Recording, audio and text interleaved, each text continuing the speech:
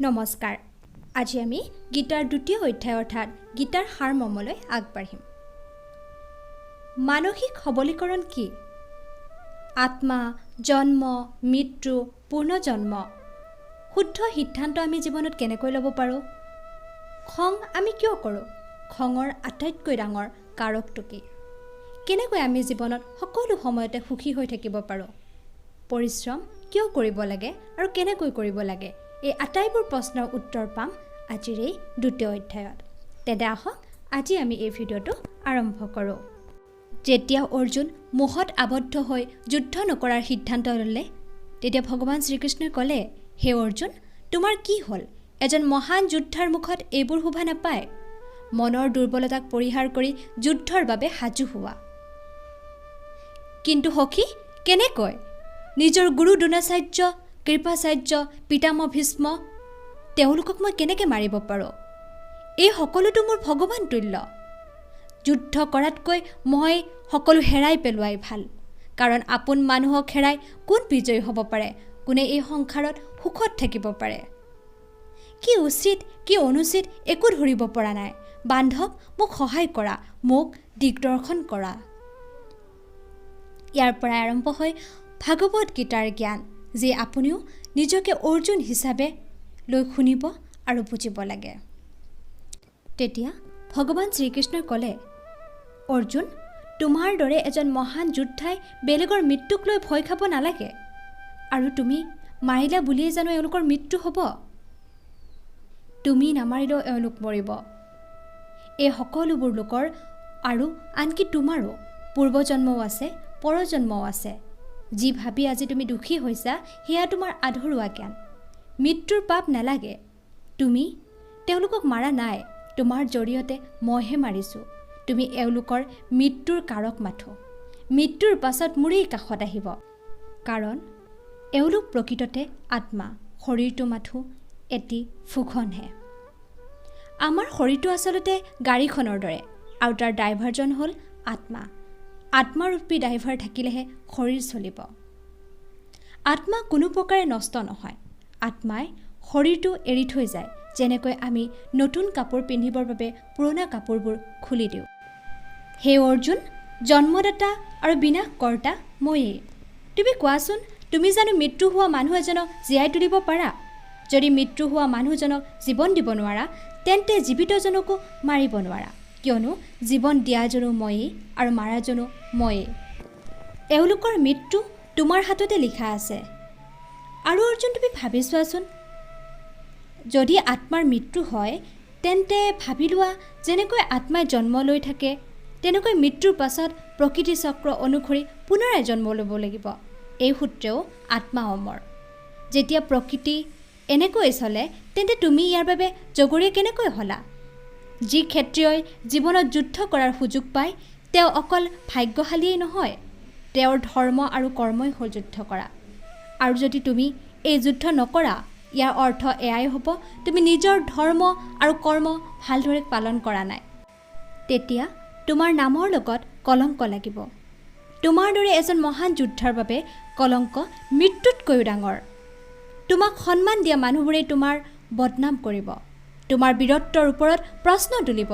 সেয়েহে অৰ্জুন, তুমি সুখ, দুখ, জয়, পৰাজয়, লাভ, লোকচান সকলো বিদাৰি নিজৰ বিচাৰ আৰু মনক স্থিৰ কৰা আৰু যুদ্ধৰ বাবে ধনু হাতত তুলি লোৱা। ইয়াৰ পৰিণামস্বৰূপে তুমি এই যুদ্ধত মৃত্যু হ'লে মোৰেই চৰণত আহি পৰিবা, নতুবা বিজয়ী হৈ পৃথিৱীতেই সুখৰ ভোগ কৰিবা। হে অৰ্জুন, তুমি আজিলৈ যিমান শিকিছা, সেয়া মোৰ এই বাণীৰেই আগত অকণমান। যদি তুমি কৰ্ম কৰাৰ আগতেই পৰিণামৰ কথা ভাবিছা, তেন্তে বুজা উচিত, কৰ্ম কৰাটো তোমাৰ দায়িত্ব আৰু পৰিণামৰ কথা চিন্তা কৰাটো মোৰ কাৰ্য। কিন্তু সখী, আপুনি মোক নিজৰ বিচাৰ, আৱেগ আৰু মনক লেগাম লগাব দিছে। এইটো মই কেনেকৈ কৰিব পাৰিম? এৰা অৰ্জুন, যি ব্যক্তিয়ে মনৰ সকলোবোৰ ইচ্ছা পৰিহাৰ কৰিব পাৰে আৰু নিজৰ কামৰ আগত পৰিণামৰ কথা নাভাবে, তেওঁৱেই হ'ল স্থিৰ বুদ্ধি। এওঁলোকৰ নিজৰ লগত বেয়া হোৱাৰো দুখ নাই, না বেছি ভাল হ'লে অত্যন্ত সুখো নাই। যাৰ মনৰ পৰা সকলো ধৰণৰ ভয় ভাৱনা আৰু ক্ৰোধ শেষ হৈ গৈছে, যিসকলে শুভ অশুভ বুলি ভবা চিন্তাৰ পৰিধিৰ পৰা বাহিৰ ওলাই আহিছে, যিয়ে নিজৰ ইচ্ছাবোৰক বশ কৰিব পাৰিছে, তেওঁৱেই হ'ল একোজন স্থিৰ বুদ্ধিৰ ব্যক্তি। ইচ্ছাবোৰৰ বিষয়ে ভাবিলেহে সেই ইচ্ছাবোৰেই ভাল লগা হয় আৰু তাৰ পাছত তাক পূৰ্ণ কৰাৰ বাবে হাবাথুৰি খাওঁ। যেতিয়া ইচ্ছা পূৰণৰ পথত বাধা আহে তেতিয়া আমাৰ খং উঠে। খং উঠিলেই মানুহে পাগলৰ দৰে প্ৰতিক্ৰিয়া কৰে। তেতিয়া ধৰ্ম কৰ্ম পাহৰি নিজৰ স্থিতিৰ পৰা হেৰাই পেলাওঁ। তাৰ সলনি যদি ইচ্ছাক বশ কৰিব শিকোঁ, ইচ্ছাৰ গোলাম নহয়, তেন্তে অন্তমন শুদ্ধ হৈ থাকে। তেতিয়াই দুখৰ অন্ত হয়। যেতিয়া দুখবোৰেই নোহোৱা হয় তেতিয়া বুদ্ধি স্থিৰ হয়। তাৰ পৰিৱৰ্তে যাৰ ইচ্ছা আৰু কামনা মনৰ পৰা শেষ নহয়, তেনেকুৱা ব্যক্তিয়ে জীৱনত কেতিয়াও শান্তি লাভ নকৰে। শান্তিয়ে যদি নাপায় তেওঁ সুখী হ'ব কেনেকৈ? তেওঁৰ অৱস্থা এখন নাৱৰ দৰে হয়, যাক ইচ্ছা শক্তিৰ বলত য'তেই মন যায় তলেই লৈ যাব পাৰি। স্থিৰ বুদ্ধিৰ ব্যক্তি সাগৰৰ দৰে, য'ত অজস্ৰ নদী আহি মিলিত হ'লেও কোনো ধৰণৰ প্ৰভাৱ বিস্তাৰ কৰিব নোৱাৰে। এনেকুৱা স্থিৰ বুদ্ধিৰ ব্যক্তি মৃত্যুৰ পাছতো মোৰেই চৰণত আহে। গীতাৰ ২য় অধ্যায়ে আমাক এয়া শিকায় যে আমি আমাৰ জীৱনত বহুতে প্ৰিয়জনক হেৰুৱাইছোঁ আৰু বহুতে এতিয়ালৈ সেই অভিজ্ঞতা লাভ কৰা নাই। কিন্তু এদিন আমাৰ প্ৰিয়জনৰো মৃত্যু হ'ব আৰু লগতে আমাৰো মৃত্যু হোৱাটো নিশ্চিত। কিন্তু ইয়াত উদাস হোৱাৰ কোনো কাৰণ নাই। জন্মৰ আগতো আমি এই পৃথিৱীখনৰ নাছিলোঁ আৰু মৃত্যুৰ পিছতো আমি ইয়াত নাথাকিম। কিন্তু সেইখিনি সময়ত কিবা নহয় কিবা প্ৰকাৰে এই ব্ৰহ্মাণ্ডত নিশ্চয় থাকিম। সেয়েহে আমি মৃত্যুৰ ভয় কৰিব নালাগে। হ'ব পাৰে আমাৰ পূৰ্ণজন্ম হ'ব, নতুবা আমি পৰমাত্মাৰ লগত মিলিত হ'ম।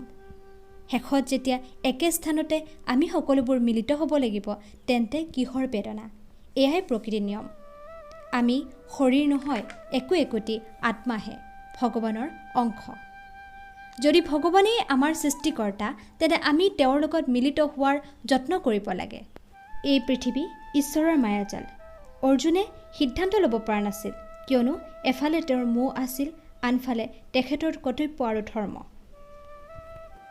এতিয়া প্ৰশ্ন হ'ল, আমি কেনেকৈ ইচ্ছা নাথাকিলে জীৱনত সফল হ'ম, নাম অৰ্জন কৰিব পাৰিম?